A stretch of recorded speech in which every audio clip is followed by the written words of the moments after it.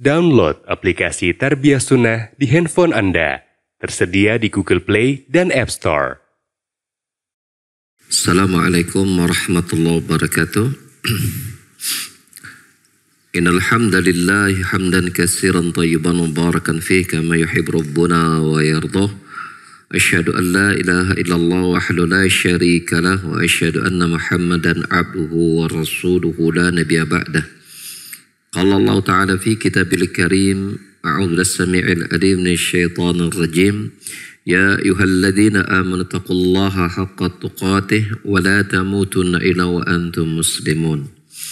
Ya ayyuhan nasu taqu rabbakum alladzi khalaqakum min nafsin wahidah wa khalaqa minha zawjaha wa bassa minhuma rijalan katsiran wa nisaa'a. واتقوا الله الذي تساءلون به والأرحام إن الله كان عليكم رقيبا يا أيها الذين آمنوا اتقوا الله وقولوا قولا سديدا يصلح لكم أعمالكم ويغفر لكم ذنوبكم ومن يطع الله ورسوله فقد فاز فوزا عظيما أما بعد. Bapak-bapak dan ibu-ibu, para jamaah yang hadir di Masjid Umar bin Khattab di Desa Selacau, Bandung Barat, maupun juga para pendengar dan pemirsa yang bergabung di Tarbiyah Sunnah Media. Pada kesempatan kajian kita di sore hari ini, kita akan melanjutkan kembali kajian kita tentang faidah-faidah yang kita petik di tafsir Al-Baqarah, di mana kita sudah memasuki ayat yang ke-176, di mana Allah Ta'ala berfirman, "Dzalika bi anna Allah nazzala al-kitaba bil haqq wa innal ladzina ikhtalafu fil kitabi fi shiqaqin ba'id." La fi shiqaqin ba'id. Yang artinya, dalika, yang demikian itu, bahwasanya hal itu disebabkan bahwasanya Allah lah yang telah menurunkan Alkitab dengan benar, dan bahwasanya orang-orang yang berselisih tentang kitab tersebut benar-benar berada dalam keadaan perpecahan yang sangat jauh. Maka kata Syekh Muhammad bin Shalih Al-Utsaimin, kata makna atau kalimat yang demikian itu disebabkan karena Allah telah menurunkan kitab, yaitu di mana pada ayat yang sebelumnya kita telah sebutkan, atau ada ayat sebelumnya menjelaskan tentang adanya orang-orang yang menyembunyikan ilmu. Adanya orang-orang yang menyembunyikan ilmu yang telah datang kepada mereka, ya. Dan ilmu tersebut tentulah didapatkan dari kitab yang telah Allah turunkan. Maka Allah menegaskan dalam ayat ini, yang demikian itu karena sesungguhnya Allah lah yang telah menurunkan kitab yang berisi penjelasan dengan benar, maka hendaklah kebenaran itu tidak disembunyikan. Maksudnya begitu. Karena Allah telah menurunkan kitab yang mengandung kebenaran, maka mestinya atau bahkan merupakan kewajiban bahwa kebenaran itu tidak boleh disembunyikan dengan cara tidak disampaikan. Ini berhubungan dengan ayat sebelumnya, wa annahu nazala min indillahi haqqan. Karena dia betul-betul bahwa kitab tersebut betul-betul turun dari atau berasal dari Allah Subhanahu wa taala. Apakah itu Taurat atau Injil, apalagi Al-Qur'an dan kitab-kitab yang lainnya. Maka Allah menegaskan, dzalika bi anna Allah nazzala al-kitaba bil haqq. Yang demikian itu, mengapa mereka tidak boleh sembunyikan? Sebabnya karena apa? Karena Allah turunkan kitab ini, mengandung kebenaran, mengandung kebenaran. Apakah itu Al-Quran yang terakhir ataupun kitab sebelumnya, maka wajib disampaikan dan tidak boleh disembunyikan. Wa innal ladzina ikhtalafu fil kitab, dan sesungguhnya orang-orang yang berselisih tentang kitab tersebut, artinya kitab ini datang dari Allah Subhanahu wa taala membawa kebenaran. Kemudian mereka berselisih Mereka berselisih. Artinya apa?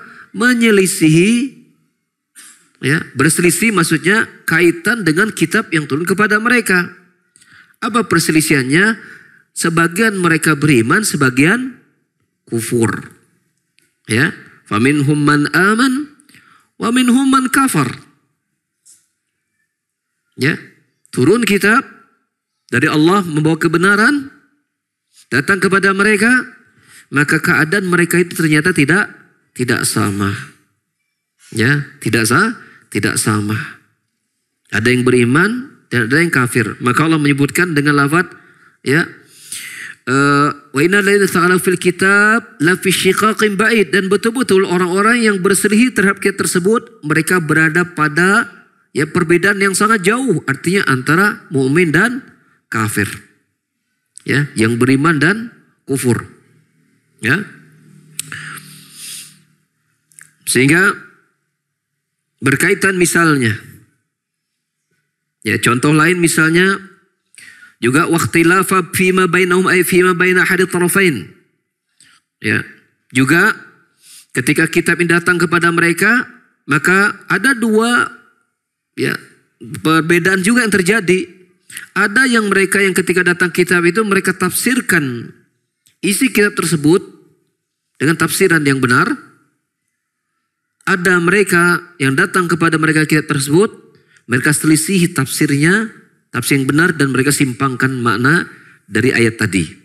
Ini juga menunjukkan, ya, perselisihan. Jadi perselisihan itu bisa, dalam berdasarkan ayat ini kata Syekh Muhammad Al-Utsaimin, bisa perselisihan antara yang beriman dan kufur. Bisa juga perselisihan yang sangat jauh adalah mereka yang menafsirkan isi kitab tersebut, ya, dengan tafsir yang benar, atau yang sebaliknya itu menyimpangkan dari ayat tadi. Kalau di dalam kita ada enggak orang yang ada satu ayat ditafsir dengan tafsir yang berbeda jauh? Ya, seperti misalnya, ada jawabannya. Seperti misalnya, ya, berkenan dengan tata cara wudhu misal. Allah sebutkan dalam surah Al-Maidah ayat 6. Ya, wa idza qumtum ila sholati fasilu wujuhakum wa aydiyakum, ya, jika kalian akan sholat maka basuhlah wajah-wajah kalian dan apa? Dan tangan kanan kalian sampai kepada siku kalian. Wamsahu biru'usikum wa arjulikum. Ya. Dan basuhlah, ya, dan usaplah, ya, dan usaplah kepala-kepala kalian dan kaki-kaki kalian. Nah, dari kalangan Syiah mengartikan bahwa dibacanya itu yang diusap berarti kaki. Jadi kaki itu diusap berdasarkan ayat ini, kata mereka, karena arjul di sini, kaki di sini itu berdekatan dengan kepala. Lafadznya wamsahu. Sementara ahli sunnah membaca wamsahu, ya, biru'usikum wa arjulakum, dan usaplah, ya, kepala kalian dan kaki kalian itu kepada lafaz sebelumnya waksilu. Yaitu apa? Basuh, bukan diusap. Ya, maka ahli sunnah menetapkan dia dibasuh, dicuci, sama seperti membasuh muka. Gitu kan? Dikuatkan dengan hadis-hadis Nabi SAW. Maka ada yang menafsirkan itu tidak diusap kakinya. Ya. Contoh yang lain misal, perbedaan sangat jauh dalam penafsiran yang kita kenal dalam namanya, ya, ikhtilaf tanaqud namanya. Jadi ikhtilaf itu ada dua macam, ada ikhtilaf tadad, ya, ada ikhtilaf tanawwu'. Ya. Tadad itu artinya ikhtilaf yang satu benar, yang satu salah. Perbedaan sangat jauh. Ya. Ada lagi ikhtilaf itu tanawwu'. Artinya dia berbeda tetapi tidak saling menjatuhkan, ya, tetapi saling mendukung, yang membuatnya berbeda karena beda sudut pandang, beda pendekatan, tapi dua-duanya bagus. Dua-duanya bagus dan saling melengkapi. Nah, ayat ini berbicara tentang ikhtilaf tadad namanya. Ikhtilaf yang tadi itu saling bertentangan, perbedaannya sangat jauh tentunya. Ya, seperti ada penafsiran. Contoh misal dalam ikhtilaf tadat itu tentang pengutusan Nabi SAW. Wa ma kana Muhammadun ahadun min rijalikum walakinna Rasulullah khataman nabiyyin. Ya, dan tidaklah Muhammad itu bapak dari salah seorang dari kalian. Ya, tetapi dia adalah rasul dan khataman nabiyyin. Apa diartikan oleh kita khataman nabiyyin? Penutup para rasul. Tapi sebagian ada menafsirkan maksudnya adalah itu cincin kenabian. Khatam mananya cincin kenabian. Berarti rasul itu tidak ditutup. Berarti rasul masih ada. Iya, ada yang menafsirkan demikian. Berarti rasul itu masih ada. Jadi Nabi Muhammad itu kata mereka itu belum menjadi penutup para rasul. Ya. Yang ditutup itu nabi kata mereka. Rasulnya belum. Nabi udah selesai, tapi kok rasul belum kata. Berarti rasul masih ada. Karena mana khatam di situ kata mereka adalah apa? Cincin kenabian. Cincin kenabian. Bukan berarti penutup para nabi. Berarti ya, rasul atau nabi itu belum ditutup. Rasul masih ada kata mereka. Ini jelas tafsir yang jauh. Ya.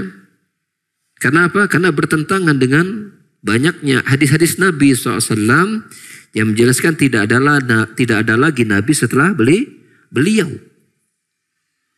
Tidak ada lagi Nabi setelah beliau. Ya. Mereka berdalil bahwa Rasul itu masih ada. Mereka mengatakan bahwasanya Allah tidak mungkin mengadab suatu kaum sampai Allah mengutus Rasul kepada mereka. Ya, dalam surah Al-Isra ayat yang ke-15 mereka berkata, "Wa ma kunna mu'adzibina hatta nab'atsa rasula." Kata Allah, kami tidak akan menyiksa suatu kaum sampai kami mengutus Rasul. Sampai kami mengutus Rasul. Jadi di hari kiamat itu tidak akan tegak suatu hukuman sampai Rasul itu diutus dulu. Ya kan? Berarti setiap umat itu Rasulnya masih ada termasuk di zaman sekarang. Ayat tadi khataman nabiyin itu bukan penutup para nabi tapi cincinnya para nabi. Karena apa? Rasul masih harus ada kata mereka. Karena Allah tidak akan mengadab sampai Allah mengutus Rasul. Ini yang menjadi pola pikir namanya apa? Semacam orang yang meyakini Rasul itu masih ada. Di Indonesia mirip-mirip kayak semacam namanya lembaga kerasulan namanya. Namanya lembaga kerasulan. Gitu, seperti itu. Maka sebenarnya orang-orang yang memiliki keyakinan seperti ini, ya, sebenarnya kita bisa tanyakan kepada mereka, apa pengertian antara Nabi dan Rasul? Apa arti bedanya Nabi dan Rasul apa? Oke lah, duduk lah. Tolong langsung nggak jawab. Ijlis.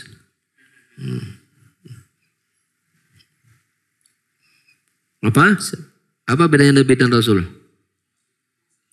Gimana? Nabi untuk diri sendiri, kok Rasul untuk disampaikan pada umat. Jadi Nabi persamaannya apa? Persamaannya sama-sama dapat wahyu. Kalau jadi Nabi tidak diperintah untuk menyampaikan, kalau Rasul diperintahkan untuk menyampaikan, begitu kan? Betul tak? Sekarang begini, mungkin enggak Rasul itu ada kalau dia enggak jadi Nabi dulu?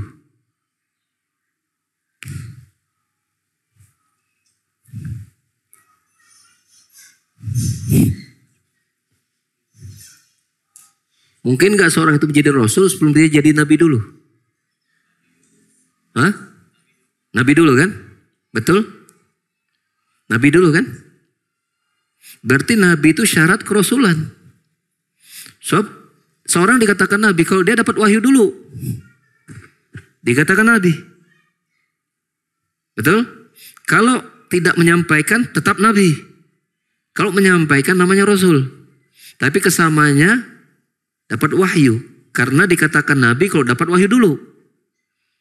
Betul? Dikatakan Nabi kalau dapat wahyu dulu. Ketika menyampaikan, maka Nabi dan Rasul gitu kan. Maka Nabi itu syarat kerasulan. Ketika mereka mengatakan, ya, wa khataman nabiyyin, kata mereka, penutup para nabi, ya. Kalau dikata penutup para nabi, kata mereka, berarti Rasul masih ada. Nabi ditutup tapi Rasul tidak. Maka kita mengatakan, ya, kenabian itu merupakan syarat kerasulan. Kalau nabi saja sudah Allah tutup, apalagi Rasul. Nah, begitu. Tafsir yang benar. Menurut satu definisi perbedaan antara nabi dan Rasul. Ulama ahli sunnah mendefinisikan Nabi dan Rasul tidak satu definisi saja perbedaannya. Ada yang menyatakan kalau Rasul itu adalah seseorang yang diberikan wahyu dan menyampaikan risalah yang belum ada pada risalah pada Rasul sebelumnya. Itu Rasul. Kalau Nabi itu dia tidak diberikan risalah baru tapi melanjutkan risalah dari Rasul yang sebelumnya. Ada perbedaan seperti itu juga. Jadi Nabi hanya melanjutkan risalah dari Rasul yang sebelumnya. Kalau Rasul itu tidak melanjutkan murni mendapatkan risalah baru. Itu juga ada definisi para ulama tentang perbedaan antara Nabi dan Rasul. Jadi kata mereka menurut pendapat yang kedua ini, Nabi dan Rasul sama-sama menyampaikan. Nabi menyampaikan, Rasul menyampaikan. Bedanya kalau Nabi hanya meneruskan risalah yang sebelumnya, kalau Rasul dapat syariat baru. Tapi sama-sama menyampaikan. Tapi intinya kalau kita tanya kepada mereka bahwa itu para nabi, nabi ditutup, nabi ditutup, Rasul tidak, maka mereka sendiri tidak akan bisa memberikan penjelasan yang tepat apa perbedaan nabi dan Rasul. Kalau mereka mengatakan bahwasanya definisi yang pertama, jelas nabi itu syarat kerasulan. Kalau nabi sudah ditutup, ya jelas Rasul tidak ada. Kalau mereka menyatakan dengan definisi yang kedua, lebih jelas lagi. Ya, lebih jelas lagi dua-duanya sudah ditutup seperti itu. Itu beberapa contoh saja orang-orang menafsirkan ayat dengan cara yang sangat jauh. Contoh misalnya wailul lil musallin, celakalah orang-orang yang salat. Berarti setiap orang salatnya cilaka. Bening enggak salat, enggak cilaka. Nah, itu kan tafsirnya sangat jauh gitu kan. Seperti itu. Dia potong ayatnya, dia lupa pada berikutnya Allah mengatakan alladzina am salatihim sahun, itu mereka yang lalai dalam salatnya. Seperti itu. Ya banyak tafsir-tafsiran yang sering dipotong-potong. Ya sering dipotong-potong ditafsirkan dengan tafsiran yang jauh. Intinya ya Allah menyatakan bahwasanya kitab yang diturunkan terakhir adalah Al-Quran itu berisi kebenaran. Nah, orang-orang yang menyelisih itu berada perbedaan yang jauh. Ya, orang-orang yang menyelisih itu perbedaan jauh antara yang membenarkan dengan dia mendustakan. Ya, antara yang beriman dengan kufur atau ada yang menafsirkannya dengan tafsir yang benar dan ada yang menafsirkan dengan cara yang menyimpang kadang sesuai dengan kepentingan mereka. Ini tentu perbedaan sangat jauh. Juga diartikan mana lafi syiqaqin ba'id juga bermakna mereka yang berselisih terhadap kebenaran itu wala yadkhul fil kitab la fi syiqaqin ba'id, dan orang-orang menyisihi kitab tersebut maka mereka berada dalam perpecahan yang jauh. Juga artinya orang yang kafir tidak beriman tadi, maka kekufuran mereka juga bertingkat-tingkat. Ada yang kufurnya biasa, ada yang parah. Begitu juga dalam penakwilan, ada yang penakwilan penyimpangan sedikit, ada yang penyimpangannya jauh. Itu juga ditafsirkan lafi syiqaqin ba'id. Bahwa antar mereka satu dengan yang lain itu juga jadi perselisihan yang sangat jauh. Contoh misalnya kita melihat Yahudi Nasrani. Menyelisih kitab tidak menyelisihi. Menyelisihi Al-Quran menyelisihi. Ya. Apakah mereka itu kompak? Tidak. Mereka juga saling gontok-gontokan. Allah berfirman, sudah kita bahas pada pembahasan sebelumnya, qalatil yahudu laysatin nasar ala syai' wa qalatin nasar laysatil yahudu ala syai'. Ya, orang Yahudi berkata tentang orang Nasrani itu agamanya sesat. Orang Nasrani berkata, Yahudi itu agamanya sesat. Sekarang coba kita di zaman sekarang, bagaimana Yahudi Nasrani? Nasrani mengaku Isa sebagai anak Tuhan, son of the God, anak Tuhan. Yahudi mengakui tidak? Tidak. Tidak mengakui Isa sebagai anak Tuhan. Tuhannya satu, Allah. Tapi tidak mengakui Nabi Muhammad sebagai Rasul. Yahudi hari ini. Sahih. Ini orang-orang di Palestina, Yahudi di Palestina di sana, itu enggak mengakui Isa sebagai anak Tuhan. Bahkan mungkin tidak mengakui Isa sebagai Rasul. Mereka hanya yakin Rasul mereka siapa? Hanya Moses, Nabi Musa. Sebagaimana mereka meyakini ya Rasul mereka hanya Musa, Muhammad bukan Rasul. Jadi kata mereka, kitab mereka Taurat, Tuhan mereka satu Allah dan nabinya hanya Musa saja. Tidak akan digantikan dengan yang lain. Tidak oleh Isa, tidak oleh Muhammad. Terjadi nggak perpecahannya? Sangat jauh terjadi. Perselisihan ini sangat dahsyat. Ya, saling menjatuhkan, saling mengkufurkan. Ya. Maka ayat tadi memberikan beberapa faedah. Yang pertama, ini adalah satu di antara sekian ayat yang saya ulang-ulang bahwa dalam agama kita itu menetapkan ada hukumnya sebab akibat. Ketika mereka menyelisih kebenaran, tidak kemudian mereka jadi kompak, mereka akan selalu berselisih.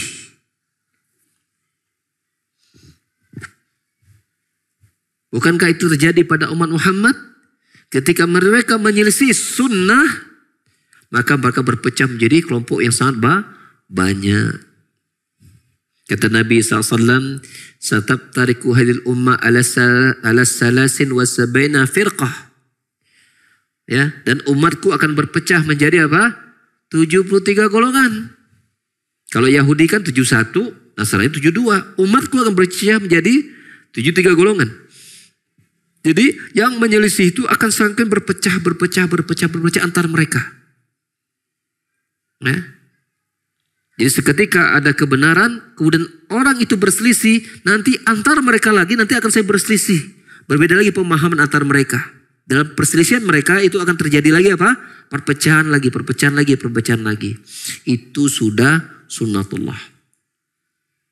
Akan selalu begitu.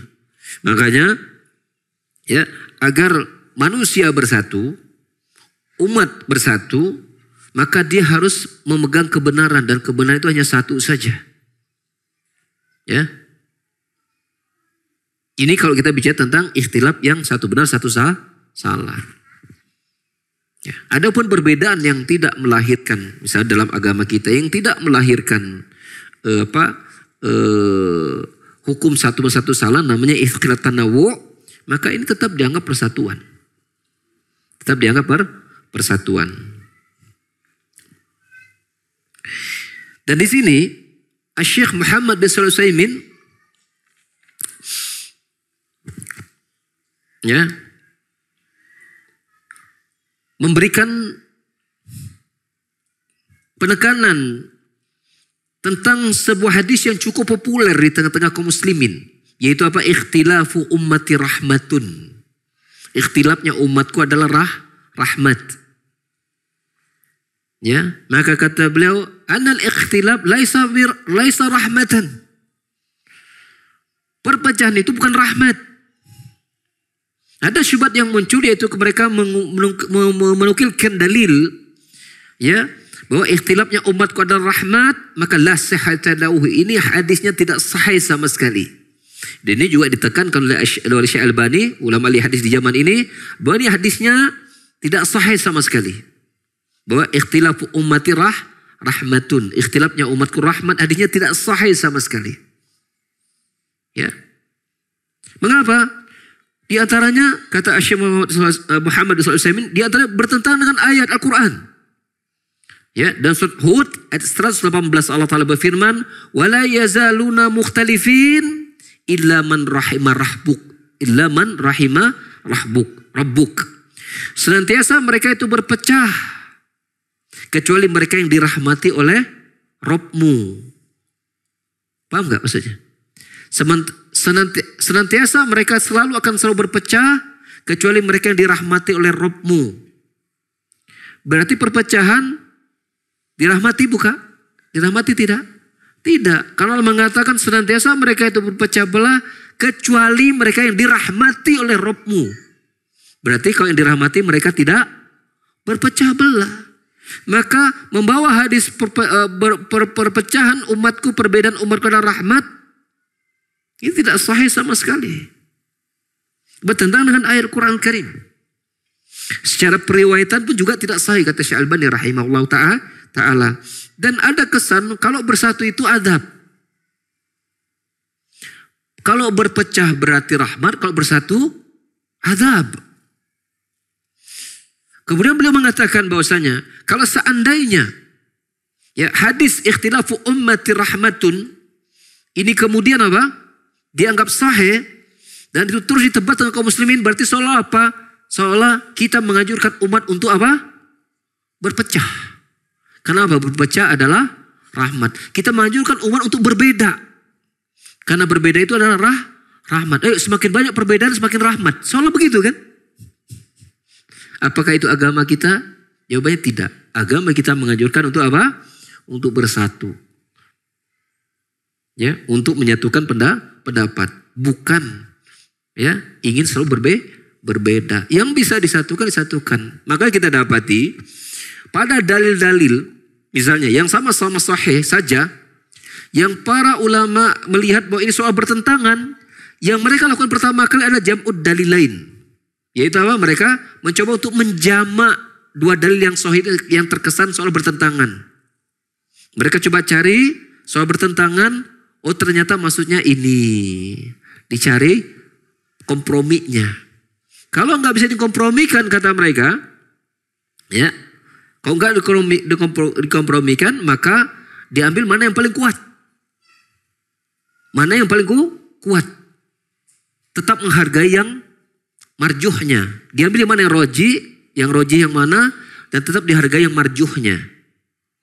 Bila kemudian juga ini tidak bisa dilakukan, maka mereka lihat sejarah turunnya dalil tersebut. Ya, ternyata yang pertama sudah dinasakh hukumnya oleh dalil yang datang belakangan. Nah gitu caranya. Ya, dengan melihat asbabul wurud, asbabul nuzul misalnya, dan seterusnya. Seperti itu. Artinya, kalau dalil-dalil kesan bertentangan saja diupayakan untuk dikompromikan, lalu kok bisa kemudian ya kita membawakan sebuah riwayat yang terkesan menganjurkan perbedaan pendapat itu sebagai sebuah rahmat gitu, dianjurkan seperti itu. Ya, maka ini tentu ya hadis tentang hal ini adalah hadis yang tidak sahih. Karena apa? Karena Allah berdasarkan surat Hud ayat 118 ini menyatakan kekompakan, kesatuan itu justru adalah rahmat. Adalah rahmat, bukan perbedaan. Ya. Apalagi mengarah kepada perpecahan. Jadi semakin kita bisa ya menghilangkan perbedaan dengan cara dikompromikan misalnya, maka ini yang dianjurkan dalam agama kita. Dengan itu kita bisa saling menghormati, maka itu yang dianjurkan oleh agama kita. Ya seperti itu. Jadi jangan sampai setiap kali ada perbedaan kita mengatakan perbedaan itu rahmat. Jangan. Ya, Allah menyuruh kita apa? Bersatu. Ya, yadullahi ma'al jamaah gitu kan. Seperti itu. Di antara faedah lain dari ayat tadi, as-sana'u ala kutubillahi azza wa jal. Ya. Berisi pujian terhadap semua kitab-kitab Allah azza wa jal. Karena Allah mengatakan, karena kitab-kitab Allah turunkan itu adalah al-haq. Ya, dzalika bi annallaha nazalal kitaba bil haqq. Yang demikian itu karena Allah menurunkan kitab itu bil haqq. Ya, dengan benar.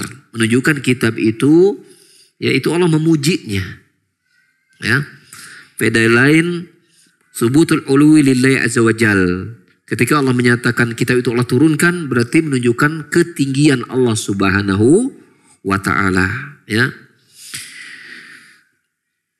Dan faedah lain dari ayat tadi, ya sebagaimana juga sudah kita sampaikan tadi, bahwasanya annal mukhtalifina fi kutubillahi la yazaluna fi shiqaqin ba'id, la yataqarrabu akhwaluhum wa in taqarrabat abdanuhum.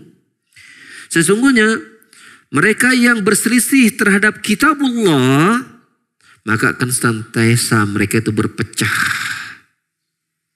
Ya, ucapan mereka satu dengan yang lain sulit untuk didekatkan kekompakannya.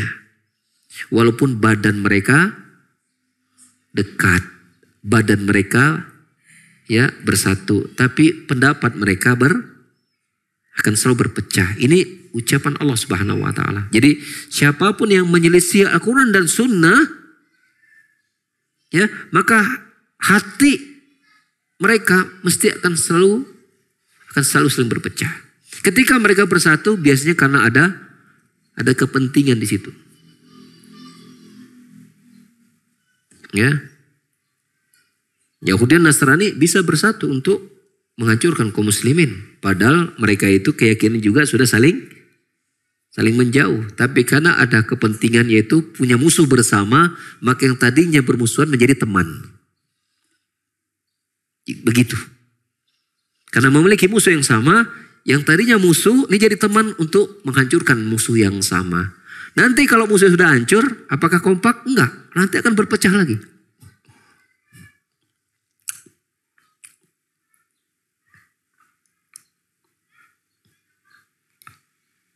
Sampai di sini faidah dari ayat tersebut.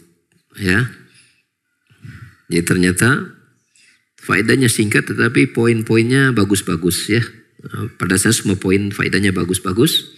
Ya, tapi kita mendapatkan tambahan baru ya. Bahwasanya ya Islam menganjurkan kepada kita untuk selalu bersatu. Dan kalau perbedaan yang ada jangan sampai mengarahkan kepada perpecahan. Apalagi kalau perbedaan itu ada perbedaan namanya tanawu' tadi. Ya. Dan kita harus biasakan begini. Ya, kita kenal dalam agama kita ada perbedaan mazhab gitu kan. Ada mazhab Hambali, Maliki, Syafi'i, ya, Hanafi dan yang lainnya. Ya. Maka itu perbedaan yang memiliki sudut pandang yang beda-beda. Dan kita harus berusaha untuk belajar dewasa menerima perbedaan tersebut. Yang Allah larang kita berpecah. Berpecah. Yang akhirnya kalau membuat hati-hati kaum muslimin itu ya menjadi menjauh. Hak-hak sebagai muslim seolah hilang. Kalau ketemu gak mengucapkan salam misalnya. Karena beda mazhab misalnya. Ini mazhab Hambali, ini mazhab Syafi'i. Kok ketemu gak mau salam. Misalnya. Maka ini gak benar. Ya, perbedaan sebuah hal yang wajar. Ya, bila situ adalah hasil ijtihad. Tapi yang tidak wajar ketika perbedaan itu melahirkan perpecahan. Maka ini yang tidak diperbolehkan. Ya, apalagi kalau perbedaan itu hanya masalah selera. Masalah selera. Yang gak prinsip-prinsip amat misalnya. Ya, saya senang jus. Enggak, saya senang jus jambu. Enggak, saya senang jus mangga. Perbedaan selera saja diperdebatkan. Ya. Bahkan memusuhi. Jangan. Apalagi kok urusan perbedaan itu masalah dunia, yaitu enggak prinsip-prinsip amat, jangan sampai membuat kita saling menjauh. Ya. Kalau soal selera saja itu saya menjauh. Yang tidak boleh kalau di situ ada unsur memudaratkan, maka ini jangan. Ya. Seperti itu.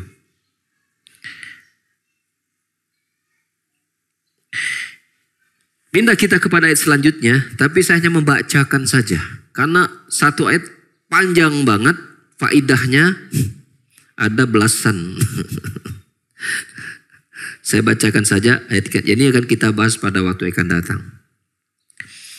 Pada ayat ke-177 Al-Baqarah ini Allah Ta'ala berfirman, "Laisal birra an tuwallu wujuhakum qibala al-masyriq wal maghrib." Bukanlah kebaikan itu engkau menghadapkan wajah kalian. Ya, bukanlah kebaikan itu kalian menghadapkan wajah kalian ke arah timur dan barat. Walakinnal birra, akan tetapi kebaikan itu adalah man amana billahi wal yawmil akhir wal malaikati wal kitab nabiyyin. Yaitu kebaikan adalah yaitu mereka yang beriman kepada Allah, hari akhir, malaikat, kitab dan nabi. Berarti antara faedahnya kita akan membahas rukun iman. Iman kepada Allah, apa kandungannya? Iman kepada hari akhir, apa kandungannya? Malaikat, kitab, dan nabi. Juga membahas wa'atal mala la hubbih. Dan kebaikan itu juga adalah mereka yang memberikan hartanya ya kepada harta yang dia cintai. Harta yang dicintainya kepada apa? Dawil qurba. Ya, kepada mereka yang memiliki hubungan kekerabatan, anak-anak yatim, orang-orang miskin, ibnu sabil, orang-orang yang minta bantuan, ya, juga mengeluarkan hartanya untuk membebaskan hamba sahaya, ya. Jadi wa aqamas shalah wa ataz zakah. Mereka yang juga menegakkan salat, menunaikan zakat, wal mufuna bi ahdim, yang kemudian menyempurnakan akad-akad janji-janji yang sudah mereka buat. Ya, ketika mereka berakad. Juga wasabirina fil ba'sa wad dharra wa hinal ba's. Juga mereka yang bersabar ya dalam situasi yang kalut kacau, ya, yang menggoncangkan. Ulaika alladzina shadaqu, mereka itulah orang yang jujur. Ya, dengan nilai-nilai kebaikan tadi. Wa ulaikal muttaqun, dan mereka itu hakikatnya orang bertakwa. Jadi kalau kita lihat ayat ini memberikan nilai ketakwaan itu ada pada satu rukun iman. Ya, yang kedua ya bersedekah, menginfakkan harta ya yang paling dia sukai kepada karib kerabat yang membutuhkan, menyambung silaturahim dengan hartanya, pada anak yatim, orang miskin, ibnu sabil, orang yang meminta-minta, dan membebaskan budak hamba saya. Jadi beriman pada rukun iman, kemudian rajin bersedekah, berinfak. Yang ketiga, menegakkan salat. Yang keempat, menunaikan zakat. Yang kelima, menunaikan janji-janji. Yang keenam, bersabar atas musibah, masalah ya yang menimpa hidupnya. Mereka itulah yang jujur dengan keimanan mereka. Dan mereka itulah hakikatnya orang yang bertakwa. Jadi jangan sampai kita ingin masuk surga, dan surga diperuntukkan orang bertakwa, lalu kita hanya memperhatikan hanya kalau bahasa sekarang hablum minallah saja, hubungan vertikal kepada Allah, sholat rajin, tapi hubungan kepada manusia kurang. Jangan. Makanya Asy'adu Rahman Nasir Sa'di menyatakan namanya orang soleh itu adalah orang yang bagus hubungannya dengan Allah dan bagus muamalahnya kepada manusia. Sehingga Nabi SAW ketika beliau ditanya, ya, ma aksaru ma yudkhilun nasal jannah, apa yang paling banyak memasukkan manusia ke dalam surga? Apa jawab beliau? Taqwallah wa husnul khuluq. Bertakwa kepada Allah dan berakhlak baik kepada manusia. Gitu. Itu harus selalu kita rawat dengan baik. Ibadah-ibadah pribadi kita kepada Allah berupa salat, berupa zikir, berupa baca Quran. Ya, maka itu harus disempurnakan dengan kita juga membaguskan hubungan kita berhubungan dengan manusia. Kalau kita punya orang tua, bakti kita sama orang tua. Kalau kita punya pasangan, saling mendukung pasangan satu dengan yang lain. Punya anak, kita rawat, didik dan baik. Tetangga kita berlaku baik kepada tetangga. Kepada orang lain juga kita amanah. Ya, kalau kita punya hutang, bayar. Jangan ada istilah minjamnya melas, bayarnya malas. Ini penyakit. Rajin minjam, susah bayar. Malah yang nagih diomelin misalnya. Ini nggak benar. Ya, jadi bagus kan ketakwaan kita kepada Allah. Ya, maka tapi kita juga harus selesaikan urusan kita ketika kita berkaitan dengan manusia. Ya, terutama kepada orang-orang yang memberikan banyak jasa kepada kita, dan ini ada kedua orang tua kita. Ya. Sehingga iman itu, kesolehan itu semakin sempurna. Ini barangkali pengantar saya dari ayat yang nanti akan kita bahas. Tentu ayat ini ayat yang sangat panjang, dan kita tentu akan kaji perlahan-lahan karena tafsirnya juga ini sangat banyak, ya. Belum ke faidah, baru tafsir aja ini sudah beberapa halaman yang sangat banyak. Ya, tentu nanti kita akan Kita akan secara perlahan membahasnya, dan mudah-mudahan ya setiap yang kita bahas melahirkan melahirkan ilmu yang bermanfaat, yang melahirkan amal soleh yang Allah terima. Amin Allahumma amin. Jazakumullahu khairan wa barakallahu jami'an. Kita cukupkan kajian kita di sore hari ini lebih awal ya, karena materi kita yang memang kita batasi dulu. Subhanakallahumma bihamdika asyhadu an la ilaha illa anta astaghfiruka wa atubu ilaik. Alhamdulillahirabbil alamin. Wassalamualaikum warahmatullahi wabarakatuh.